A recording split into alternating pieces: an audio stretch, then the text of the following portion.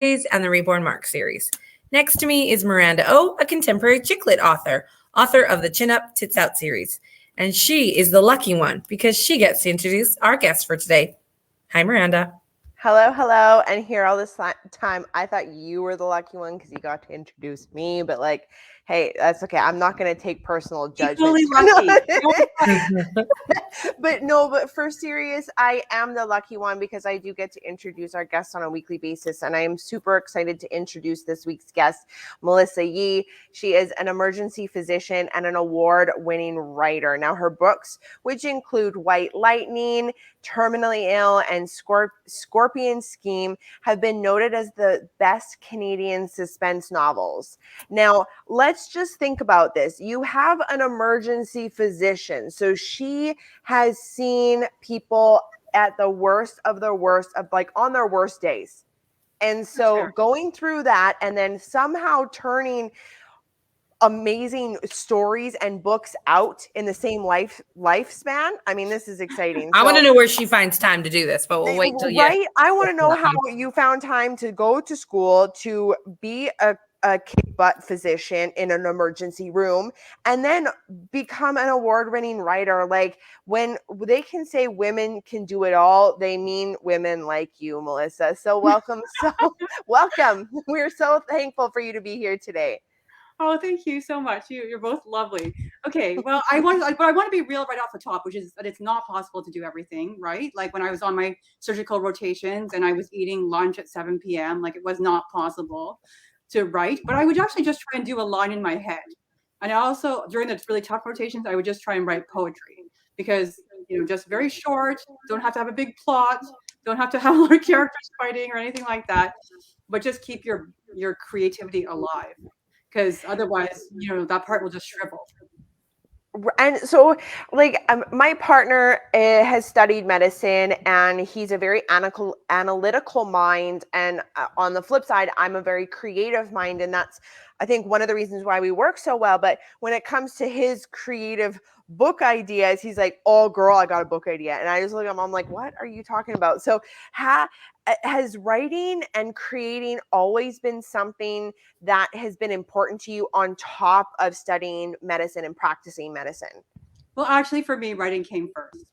I would have done writing, like just straight up writing, if I could have been guaranteed that I would be able to make a living at it. And look at you now. I didn't want to have to rely on it and be the starving artist stereotype. That just wasn't something that appealed to me. And I didn't also want to marry someone and rely on them to support me because I didn't think that was a good idea. Like even when I was in high school, because I've been with my guy since high school, but I just was like, I'm going to make my own way. So I was like, you know what? I really like science. I like helping people. Why don't I write and become a doctor? Because then I'll have lots of stories. Right. So let's talk a little bit about being an emergency physician. Like I said, like you are seeing people on some of, if not their worst days in their lives. Like how is that just in general? And then we're going to dive a little bit deeper into that. Well, most people come in for not difficult things, to be honest. And some people have said that's because Canadians don't have great access to family physicians, so they end up coming to the emergency room with stuff that can be handled relatively well.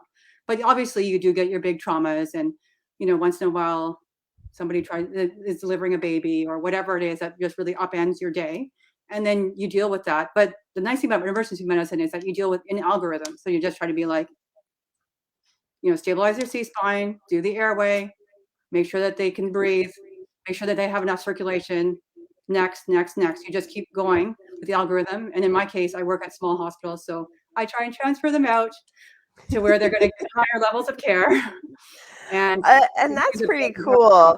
You kind of work down that checklist of to-dos and then on to the next one. You can't get emotional about it in a big crisis. You have to follow the algorithm. And because people freeze up in a crisis, but you don't want that. You want to just be like, okay, what's my differential? I need to be covering this, this, and this. Has anybody else thought of anything? No. Next.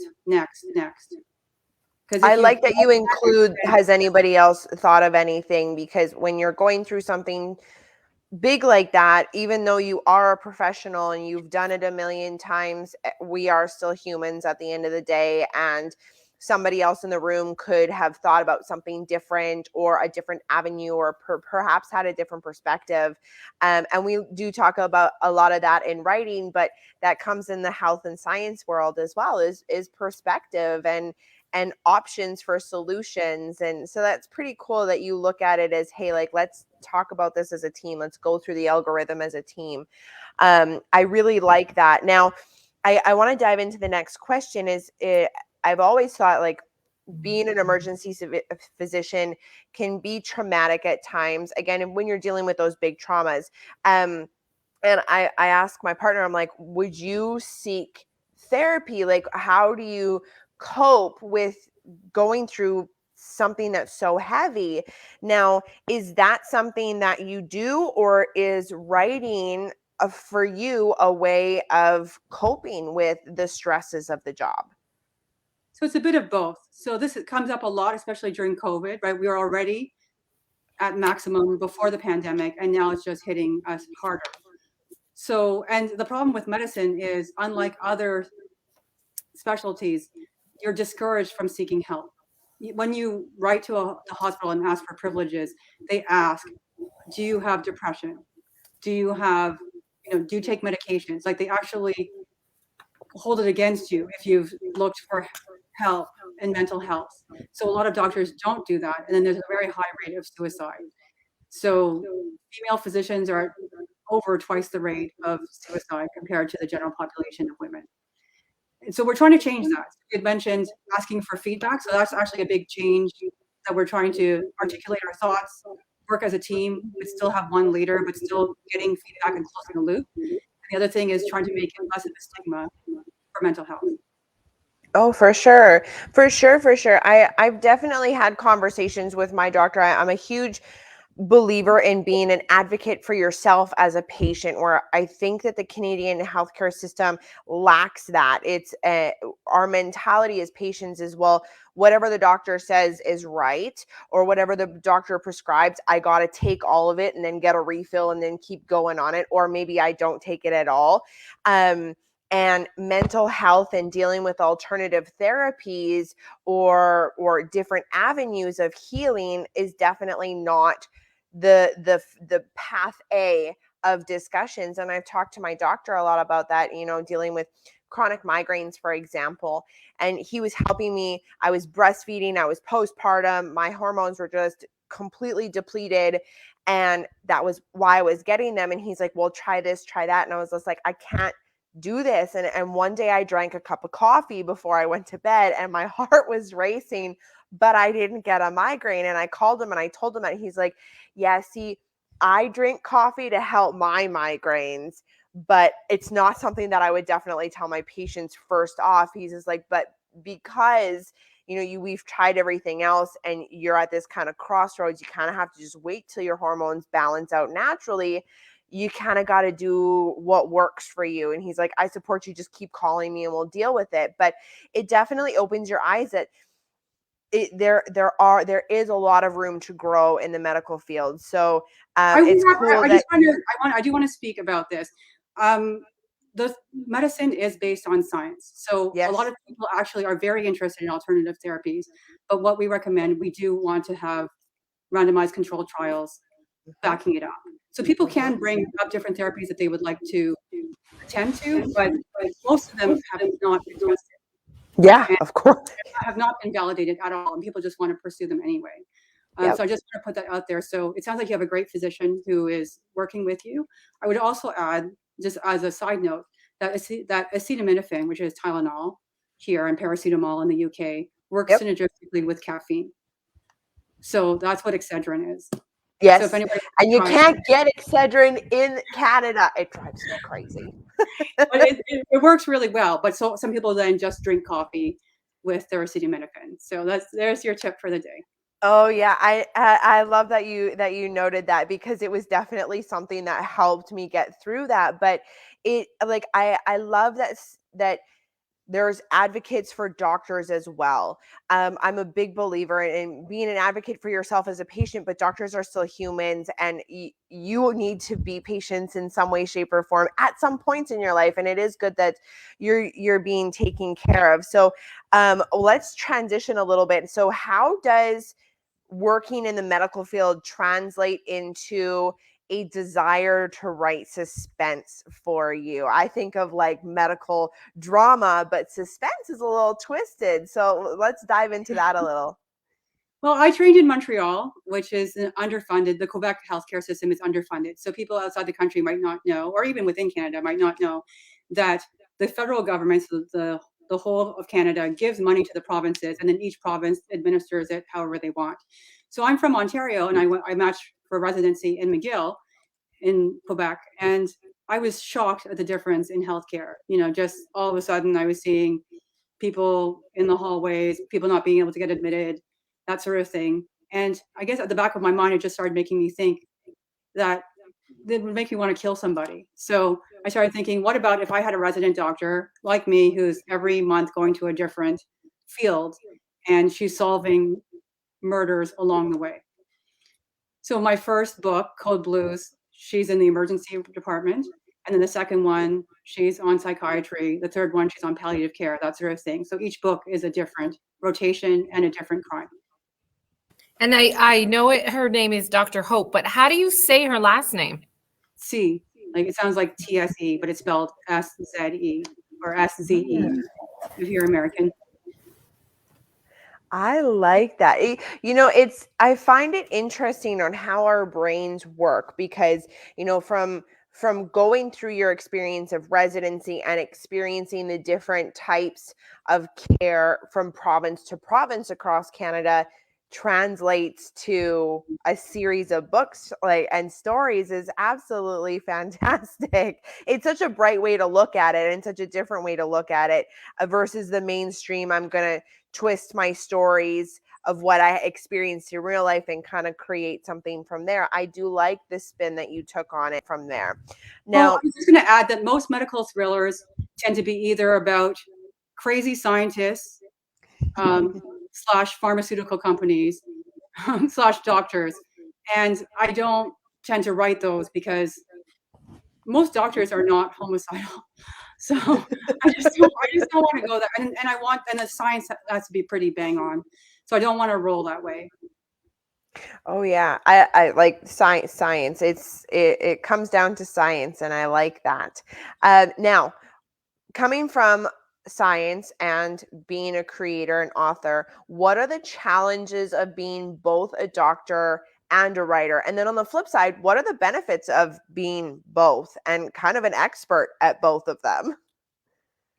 People always ask me about the medical part, so it's a easy way to interest people. Like if I was, a mother of two and I have two dogs, like people wouldn't really jump on that. But being a doctor and a writer, they're like, oh man, how do you do that? And both things and all at the same time, that's just crazy, And then the bad stuff is just, everybody is tired and it's hard to go into work sometimes.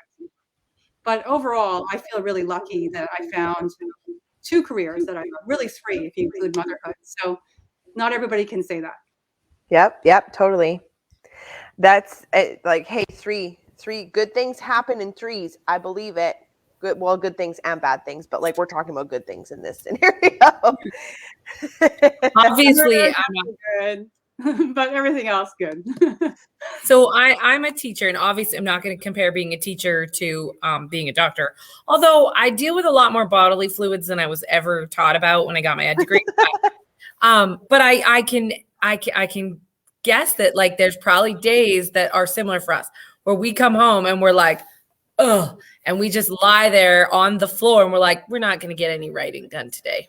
We might daydream a few things while we literally lie with our feet sticking out the front door. But other days, then you come home and you're like, yeah, I got this. I got this groove. Yeah. but definitely. Sure. Like a good code, where everybody works together and you save somebody's life. Like you just feel like this is why I did it. And other days when just people are sniping at you and don't want to listen and complaining the whole time, then it just sucks the life right out of you. Absolutely. Yeah. And I don't, and you were saying before, like Miranda was saying, like, how do you do it all? And you're like, well, obviously you don't. I get that. I'm in report card season right now. I have not typed anything that isn't a report card comment in like 3 weeks. Right. But it's a really good life lesson for people that, you don't have to be doing everything literally at the same time. Like you don't literally have to be doing it all at that same moment. You can dabble. And so that's kind of an interesting, I'm glad you pointed that out, that you don't literally like do them at the same time. It's a mental health thing, like, because we put so much pressure on ourselves to accomplish so many things, like to just be real and say, like, it's not possible. And sometimes you just need to lie down. That's a really helpful thing for all of us to do. Do you struggle with telling yourself, Melissa, I gotta stop? Like, have you come to a point in your life where you are okay telling yourself to stop? It's a work in progress for sure. Like, I think it's a married guy who's very type B. Like he's very relaxed, and that's super helpful for me. So if I tell him like, oh, I didn't get anything done today, and he says, good. And it's very calming. Because if I was with somebody who was like, well, why didn't you do this? And the place isn't cleaned up and the kids are a mess and the dogs are jumping all over me, I'd be like, excuse me. Like we would not be together very long. So as it is that he's calm, he doesn't like it that he has to do more of the cleaning and that sort of thing. But, we just try to shore each other up that way. But that's one of the things that I really enjoyed about him, was that I knew he wasn't going to give me a hard time. And quite often, to be honest, like other doctors and professionals will be saying like, oh, my spouse, this and that, was saying all these terrible things to me and takes all my money and blah, blah, blah. And I'm just like, I feel bad, because a lot of the people in caring professions get taken advantage of. So doctors, nurses, teachers, etc. Like just somebody finds them, latches on and wants something from them. But in my case, I'm just always like, oh my God, I'm just like, I just don't want to put up with that. I would really rather be alone. I do pretty good. My husband's pretty good, but he does say like every June, right? End of the year, it's hot, it's tired, end of the year. He just kind of takes our daughter and they disappear more often, just in the month of June. They're like, it's probably just best for the rest of us. But I do want, he's just wise, a little wisdom in there. But I do want to talk more about Dr. Hope C. And so the latest book is some nice alliteration here, Scorpion Scheme. So what happens to her in this latest installment of this? There you go. Yeah. Here we go. I saw the alliteration. And I was like, is the 2020 book, and I will have White Lightning on in 2021 if we have time to talk about that. But in Scorpion Scheme is exciting because she gets to go to Egypt. So I went to Egypt in 2019, so pre-COVID, and I thought it was really fascinating. I was never somebody who was, the pharaohs, the pyramids, like I must go there. I thought they were interesting, but it wasn't a must see for me. But a travel company had contacted me and asked me if I would write books in exchange for travel. And I said yes. So they sent me to Ecuador and the Galapagos was the first one. And then the second one was Egypt. And then after that was COVID. So no more. But in this case, I got to go to Egypt, but I didn't join my team in like the tour group until later, because my son was having his birthday and I wanted to be with him and then I was like, okay, I'm going to fly after. Unfortunately, they were doing the pyramids and everything at the beginning.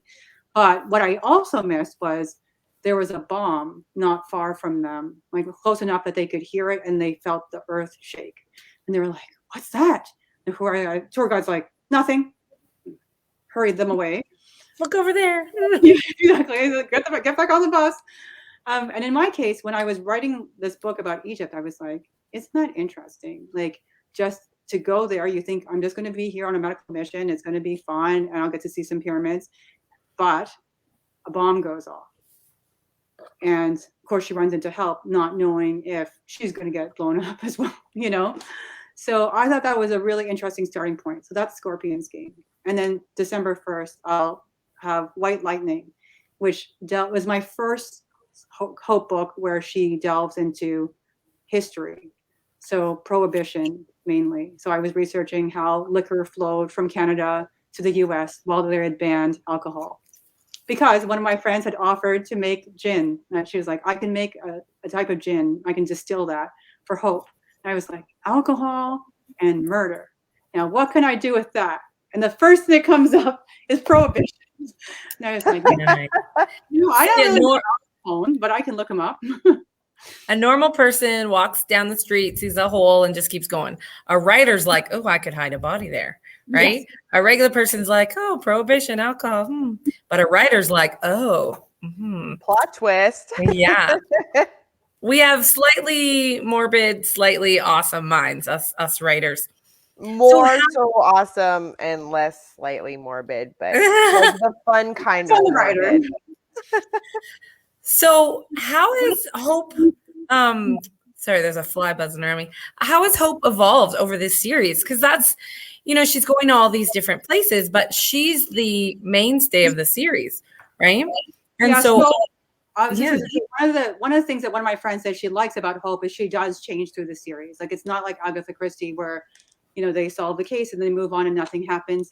Like, she does have PTSD after Stockholm Syndrome, where she was taken hostage. And that's something she had to deal with in Human Remains book 5. And that was a challenge for me as a writer. I was like, how do I write about PTSD and that she's flat and not feeling anything, but in a way that still engages the reader, that they're just not like, especially for a female protagonist, people always like, ooh, I don't like her. And they tend not to like strong women as much. I'm just like, oh, I've got a strong woman and she's not feeling very emotional. So people are really going to hate her. But actually, that was a critically acclaimed book. So I guess I can trust a few readers to be able to handle PTSD. Well, it's okay for a character to go through vulnerability or, have a rough patch. It makes them more relatable. I hope so. Definitely. I think so too. Like, because when we pick up a book and we read, regardless of the genre, we're trying to read to escape. It's the same thing as what we do when we're watching a TV show or a movie. So if I can escape books are better. that, but and get into a book, and then all of a sudden there's some sort of relatability that I can connect to a character to, all I want to do is flip those pages kind of faster and faster to get through it and kind of see where they go, how they deal with it, what kind of connections are more like me, where did they do different. And like, for me, being able to connect to the characters engages me in the book that much further. So it's true. Some people like the superhero that, they wow, he's the biggest and the strongest. He doesn't mind anything. And some people are like, you know what? It makes sense to have flaws and somebody I can relate to. And even the superheroes, like, right? We, a lot of the characters we read about, they're braver than maybe we are, or they can shoot a bow better than we are, or they have superpowers. But, even the strong, like Superman's got kryptonite, right? That's, I guess, the cliche, but it's a cliche for a reason, in that, if you have a perfect character, it's kind of dull, right? Agreed. I mean, Sherlock Holmes was a genius, but he also had a little bit of a cocaine addiction there. So, you have to balance it out in some way. Yep. Miranda's just laughing at me right now. No, but I kind of agree. Like, the Sherlock Holmes is just made me giggle like a child, because like he gets me every time. Like, genius, but so quirky that you are so you have nothing in common with him, but you're so like you can't take your eyes off of him.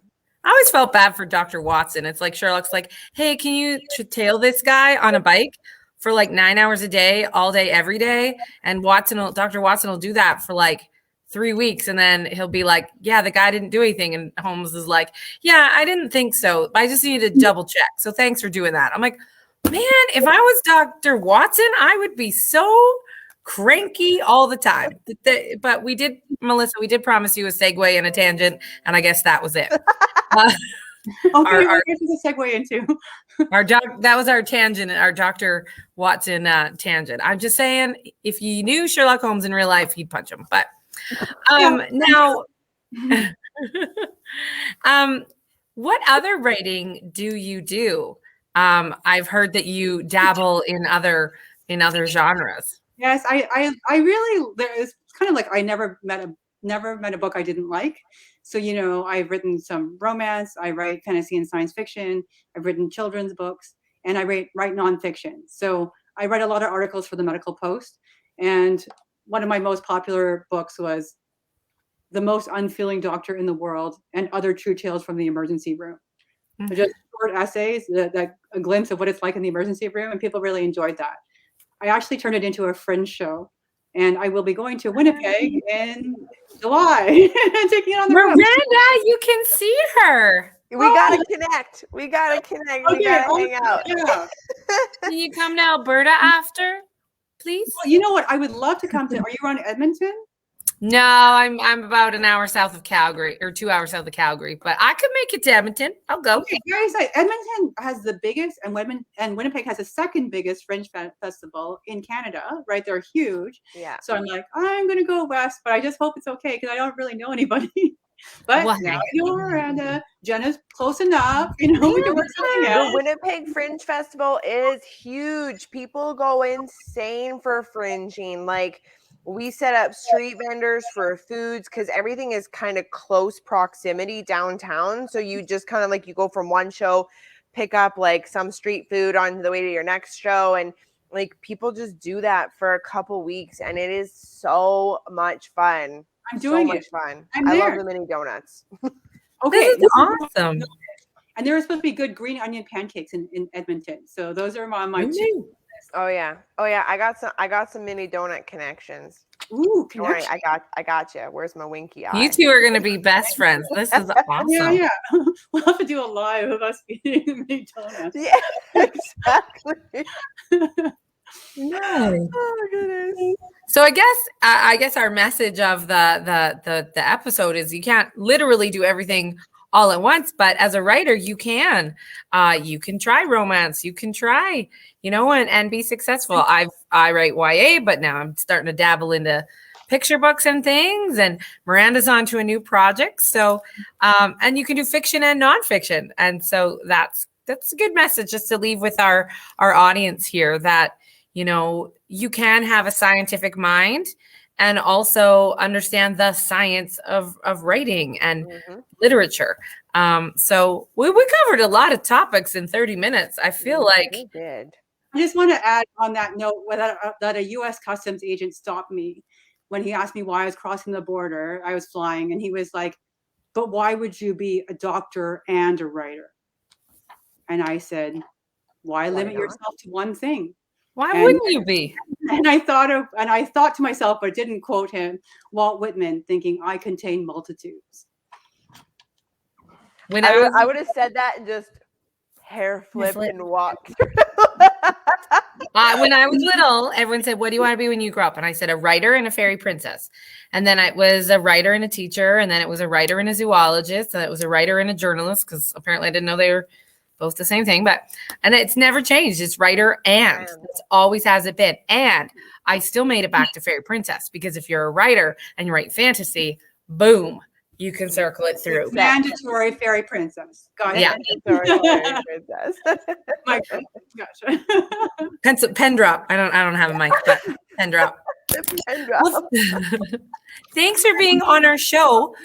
Before we lose you, can you let our audience know, because you've just highlighted all these books in this great series, and they're going to want to pick it up. So where can they find your books, and where can they find you on social media and things?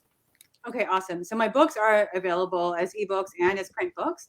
My website is myi.ninja is the easiest way of thinking of it. I'm on Facebook, Melissa Yee UNNS, and on Twitter at Dr_Sassy, and on other platforms too. I am on Instagram, but I hardly ever use it. And I was going to say that I have just barely started TikTok at MYI Books. So you can find me all there. So I hope to see you.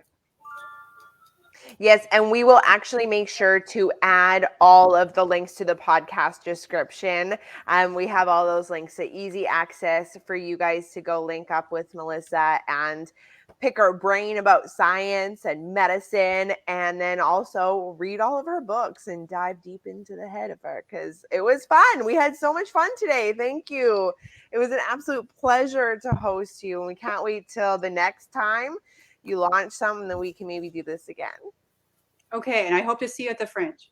Oh yeah, you gotta let me know. You gotta let me know when you're coming in, and then we'll arrange like a dinner, maybe. And then I'll get all these selfies of you two, and I'll be like, I'll be front row center also, by the way. I will try Edmonton Fringe. We'll just see if I get in. Okay.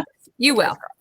But just before we wrap up, we do need to say a big thank you to our show sponsors. So thank you to the Authors Library Network and Creative Edge Publicity with Mickey Mickelson. And the most important, all our viewers and all our listeners, because you are what makes this show great. So thank you very much.